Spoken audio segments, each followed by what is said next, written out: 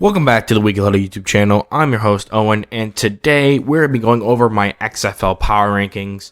And I do have something to admit before we get started. It's that there wasn't a lot of movement this week. It's both a double-edged sword because I can claim that I really know the teams and I'm pretty solid in my rankings. And there's only 8 teams, so it's not like the NFL where, yes, if you know you were pretty right, you can move some guys up and down a little bit.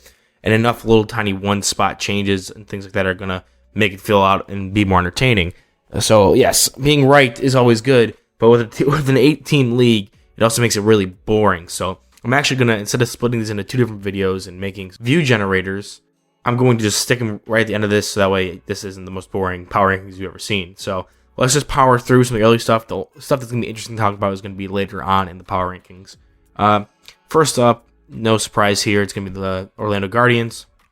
I think there's no way they can leave the basement until they at least win a game. Even then, it depends on who they beat, how they beat them, etc. And it's going to take a lot for me to change my opinion. However, they made a really good push. And Quentin Dormady, I know there was a whole controversy about him leaking plays and that was found not guilty. I don't know. I was saying in previous weeks that if the Guardians were able to just execute the plays they were calling, they'd be a lot better team. I think the play calling is fine. It was just that they were being held back by the lack of talent, particularly at quarterback. So Quentin Dormady came in. He's not a world beater like some of these other guys. He's not going to be in contention for like the MVP or anything like that. But I think he was able to run the offense better than Paxton Lynch was, and you were able to see that they were able to generate at least a little bit of offense now, and a little bit's kind of pushing it. They had 32 points, just barely losing out to the Vegas Vipers. So I think they had a good game, probably their best game of the year when it came to offensively at least. Defensively is a different story. It's not a shame to lose to the Vipers, who are a sneaky better team than their record, and you'll see that reflected in my power rankings. But other than that, yeah, I just think the Guardians probably played their best game this year, but I don't think there's enough to get them out of the basement. And the only reason why that is because the Arlington Renegades at 7 aren't going to be moving down at all for beating the San Antonio Brahmas. I'm still not a fan of the Renegades. I think they're in the same situation that the Guardians were in, where they can't figure out their identity. They can't figure out who their quarterback's going to be. Like, they have Kyle Sloter, who went 14 for 26, 148 in an interception. Again, no world beaters. The best thing they have on their team is Defiant Smith at running back. So I think they're going to have to stick with that. They had 33 carries for 119 yards. That's pretty good production, especially with the XFL. And if they want to make that their identity, they can go about doing that. I just don't know. I don't get that feeling from when I watch the Renegades. They're like, okay, this is a team that's really going to establish the run, play some solid defense. Even though the defense isn't horrible. So I think that if the Renegades can really, sell themselves and go in on the running game, they might be a bit more respectable team. Obviously, they beat San Antonio, but I think that was more of a fault on San Antonio's part than it was positive for the Renegades. A new feature to the power rankings are going to be some tiers. So I'm going to break these guys up into tiers, and that's what that black bar you saw underneath the Renegades was. So the basement tier here with the 8 and 7 with the Guardians and Renegades, 2 of the worst teams.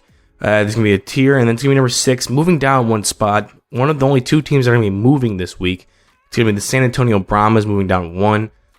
They just got to figure out that offense, man. I had super high hopes for them coming into this game. I thought they were going to be able to blow out the Renegades. They end up freaking losing 12-10. They're not able to put up any points. San Antonio ran with Reed Sennett as their quarterback, and he looked better than Jack Cohn had in the previous week, which, that's not a hard bar to clear. However, now he's out for the season with a broken foot. So, back to Jack Cohn they go. Back to Jack Cohn they went in this game, and he rewarded them with 2 interceptions. Now, one of them was on like a Hail Mary thing, so you can't really fault him on that, but there was a lot of bad quarterbacking and bad offense in this game alone. So, again, are they going to stick with being that team that's going to run the football? 14 carries, 54 yards, suggests not. 20 of 34 passing for only 139 and a touchdown with 3 interceptions. They have no identity on offense, no way to move the ball, no way to score points. Their hope is just to play amazing defense, which they can do because they have studs like Luke Barku out back there, especially in the backfield of the defense where they're able to stop other teams' passing games and really keep it a low-scoring game. However, this game was low scoring, and they still lost because they couldn't score a single point in the second half. They went 7 in the first quarter and 3 in the second quarter, and then it was just radio silence. It was a disgusting game. I had a lot higher hopes for them. I thought their defense would at least be able to carry them. But you need even like a heartbeat on offense to do that. And I don't know why they're getting away from the running game. Maybe it's because it wasn't working as well as I thought it would be. But this offense is like one of the worst, if not the worst, in the league right now, especially with how the Guardians showed out. I think that's pretty safe to say. Like, you're even having worse offense than the Renegades. They at least were able to establish a run game in this game against your defense. So, I don't know. Not the biggest fan of the Brahmas offense at all. I'd probably rank them the 8th out of 8 when it comes to offensive skill or offensive production, offensive in general. And number 5, moving up one after the 3-point win against the Guardians, it's going to be the Vegas Vipers. I was really hanging my hat on this team being good because Brett Hundley would be back. That wasn't the case. They got their first win of the year, now granted against the Guardians, and the Guardians have been easily the worst team all year.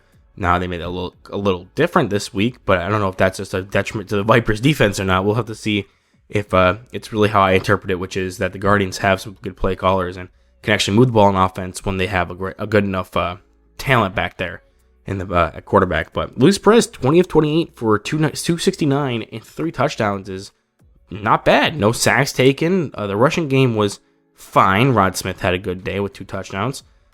Jeff Badgett, he's kind of an underrated offensive weapon that no one's really talking about much. Yeah, I wasn't totally impressed with this game. Like, it was a high-scoring game. A lot of people are probably going to be interested in it. The only person that really stood out to me in both games, like I said, was Luis Perez, Quentin Dormady, and then on defense for the Vipers, which I had to make a note of here, because, there wasn't a lot of defense played, but this guy had 4 solo tackles, an assisted tackle, 3 sacks, and 4 tackles for loss, and a forced fumble by himself. Pita Teo Moapenu, I think that's how you say his name. Martavis Bryant didn't play this game. Like I said, he's been a disappointment even when he has played. Somebody like Geronimo Allison, who has NFL experience, only caught 3 of 6 targets. So, they're a tough team to evaluate. I thought that their success hinged on having Brett Hundley come back, but so far Luis Perez has guided the ship to their first win, has looked good in some of his games after that disastrous week 1. And I don't know. I think their offense is definitely better than San Antonio's. Their defense is significantly worse, but I think their defense isn't as much of a detriment to them winning as San Antonio's offense is to them winning. So that's why I think this is where they should rank. And so far, I think this is looking pretty solid going into next week. I don't know if this is going to be upset at all with the games we have coming up. So we'll see how that works. And we'll move on to number 4, which is another new tier. And it's going to be St. Louis Battlehawks in a tier of their own. I think they're easily in that top 4 discussion. Probably it's going to suck because the South Division, which is the Roughnecks, Renegades, Brahmas, and Guardians, it's clearly the Roughnecks to win. Whereas the North, all 4 teams, even the Vipers, I'd say, have a chance that they could upset somebody in the championship. Maybe not the Vipers, but the Battlehawks especially. But they have to go against the Sea Dragons and the Defenders in the standings. Whereas the Roughnecks are basically unopposed, are going to have a free ticket to the championship game. I feel bad for the Battlehawks. My guy Hakeem Butler, I love him. He was one. If you guys watched my one podcast episode where I went back to talk about my draft crushes over the years, he was one of the big ones. But he keeps improving and just producing every week. They lose a tough game to the Defenders, which I think was a lot closer than the score showed. They were down 14-3 at halftime. I felt like they were just kind of not clicking at the best. Plus, DC is a really great defense, so I wasn't expecting them to come out and put up a bunch of points, but it looked like they were able to move the ball pretty well on them. They had some decent drives. They were able to, put up some decent stat lines here. 22 of 34, 236, and 2 touchdowns, 1 interception by McCarron. Brian Hill had 14 carries for 79 yards. He looked good. Hakeem Butler had 9 for 86. No touchdown this game, though, unfortunately. He had a good little streak there. I really liked St. Louis's passing offense, and I think McCarron has a good position to maybe even sneak into the MVP conversation when it comes to the end of the year, if you're going to put a lot of value in a quarterback winning that, which we'll talk about in a little bit after I get done with power rankings. But I think St. Louis is easily the 3rd best team in their division right now, which is upsetting because it's just only because the division is so stacked with the best teams in the league. And we'll see that now because they're going to, after we break from their little tier there, where I think they'd be clearly a tier above all the rest of the teams we already talked about, we get to the top 3. And this is what's going to probably be surprising for most people. There's no movement here. I have the Seattle Sea Dragons at 3, DC Defenders at 2, and Houston Roughnecks at 1. Now, that might be surprising because the Sea Dragons beat the Roughnecks, handing them their first loss of the year, and the Defenders are 5-0 right now, so a lot of people have them as their number 1 team. The Sea Dragons, I really still like them a lot, and they showed why they're one of the best teams by beating the Roughnecks, and that's why they're all in the same tier here. But previous to this, it probably would have been Sea Dragons, Defenders, Tier Jump, Roughnecks.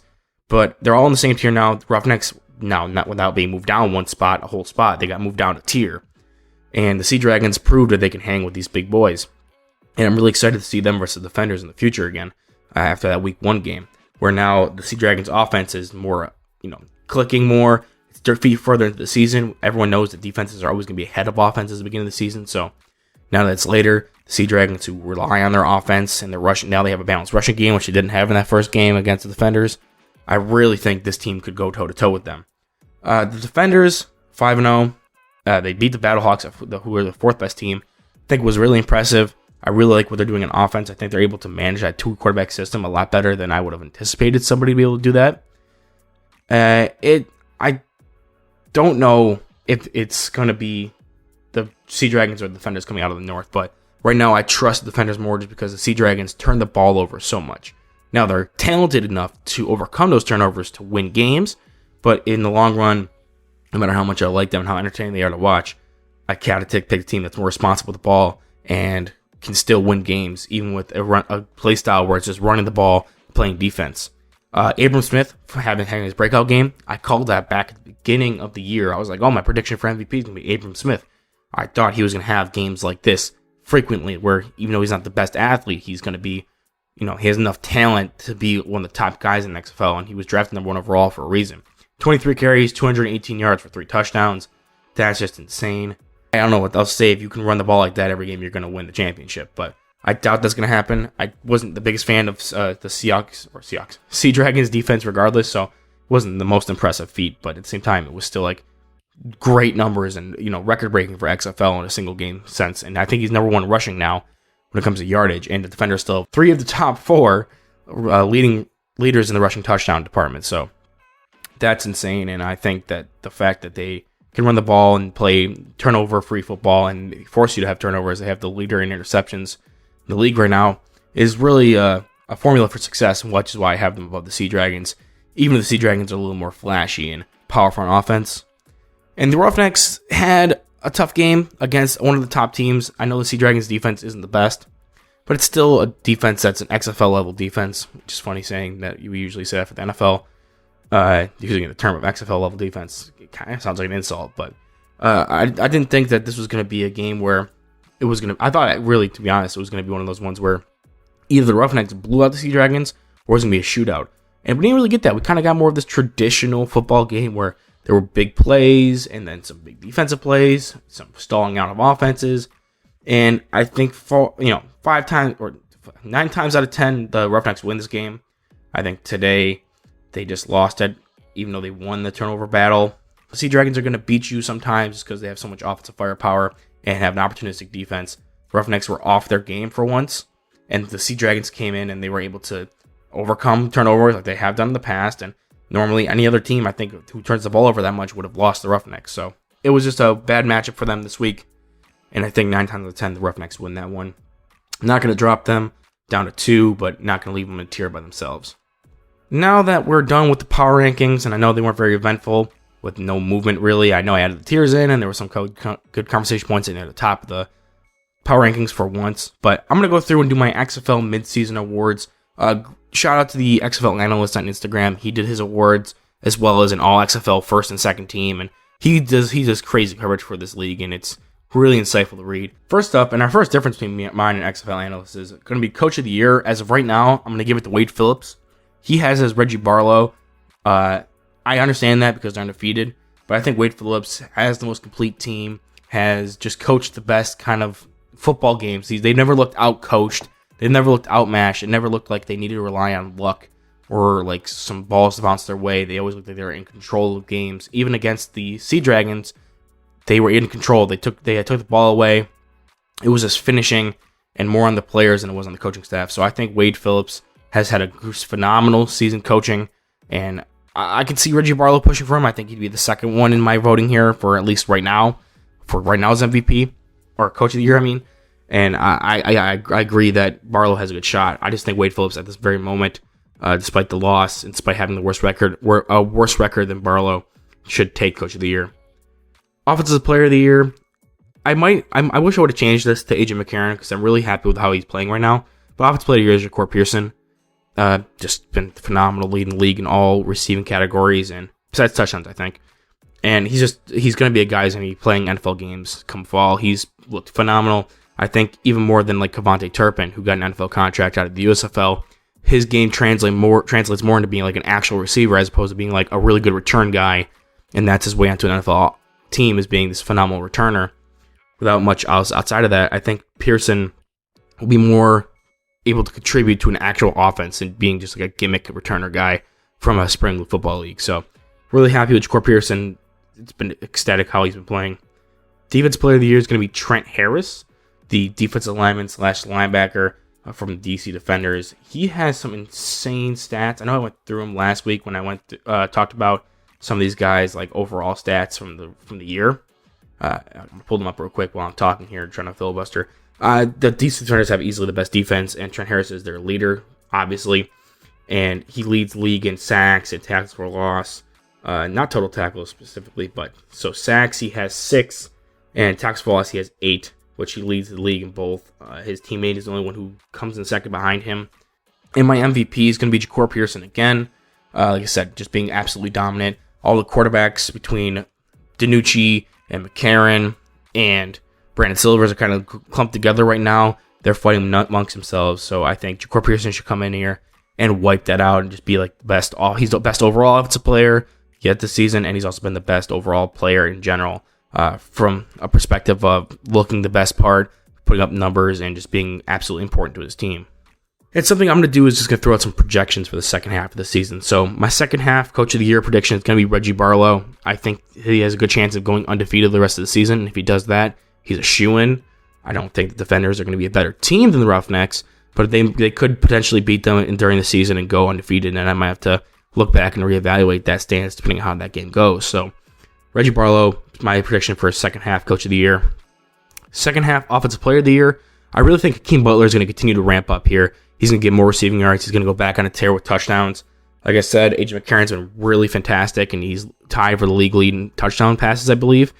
And Hakeem Butler has been the key point to that because they didn't really use him a lot in the first week, and that's when their offense struggled. Their offense picked it up when Butler came in, and now ever since he's been the focal point of their offense, they've just been good on offense, and he's been showing out. So I think Hakeem Butler has a chance to really be the second half Offensive Player of the Year. I wouldn't be shocked if he was overall the Offensive Player of the Year and Ja'Cory Pearson won MVP, but that's just my kind of hope, plus my Hakeem Butler love showing through. Second half, Defensive Player of the Year, I really like Luke Barku. I think the ball just needs to start finding his hands a little more. He's been around the ball so much in all these games, and he just hasn't come around with a lot of interceptions. They're not recording pass defense or pass breakups, so I'm sure he has 10 already this season. I'm going to try to find that stat somewhere else, but the XFL's official website does not keep track of those, so if they did, maybe some more people would be on my side there. And then second half MVP, just didn't want to keep it as Ja'Cory Pearson, wanted to throw out another name. Going to go back to my original pick from the beginning of the season, Abram Smith. I think this might be the launching off point to having a breakout campaign.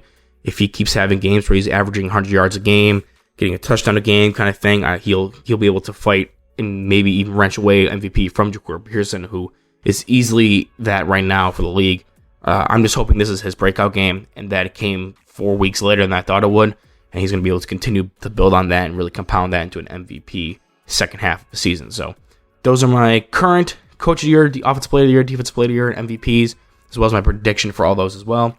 If you enjoyed the XFL Power Rankings, come back next week when I'll have them all done again. I've been debating, live streaming some me reacting to some of the games, so I'm going to see what kind of interest that drives up. And then here are my opinions on who's been playing the best and things like that.